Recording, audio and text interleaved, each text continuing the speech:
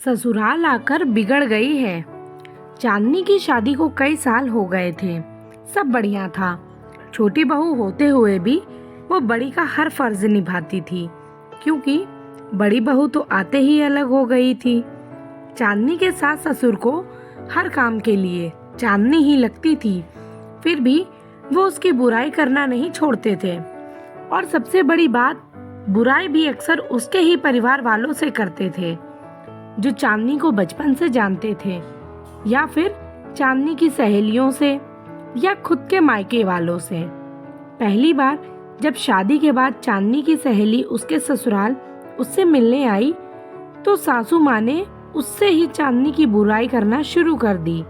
जब चांदनी को पता लगा तो उसने अपने पति नीलेश से कहकर माँ जी को कहला दिया था कि कम से कम जो लोग उसे जानते हैं उनसे तो उसकी बुराई करके खुद की जग हंसाई न करवाएं। पर उन्होंने ना सुनी, बल्कि ये आदत सी बन गई थी। आजकल तो अक्सर ये कहती थी कि चांदनी तुम पहले ये काम अच्छा करती थी, अब नहीं करती हो, फिर भले ही वो कोई भी काम हो। चांदनी की बुआ उसके ससुराल आई थी। तब सासू माँ की किटी पार्टी भी थी। वो बुआ को भी साथ ले गई और आदतन सबके सामने चांदनी की बुराई करने लगी।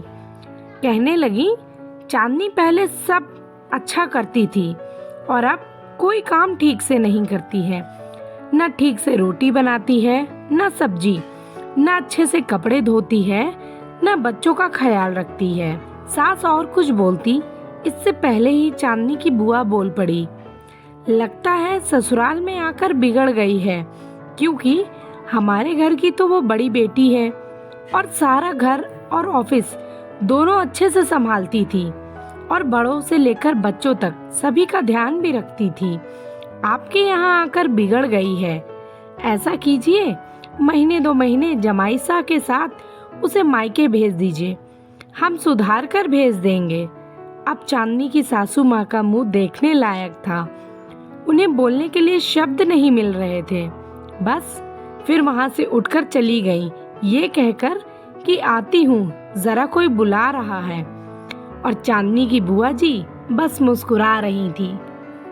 वाकई दोस्तों, हमें घर की बातों को घर तक ही रखना चाहिए, सभी के सामने उन्हें उजागर नहीं करना चाहिए। और अगर बहू से कोई गलती भी हो जाए तो उसे प्यार से समझा लेना चाहिए, क्योंकि बेटी और बहू दोनों ही बराबर होती हैं। आपको हमारी यह कहानी कैसी लगी है, हमें कमेंट में ज़रूर बताएं। चैनल को लाइक करें, शेयर करें, और अगर आप नए हैं तो हमारे चैनल को सब्सक्राइब करें।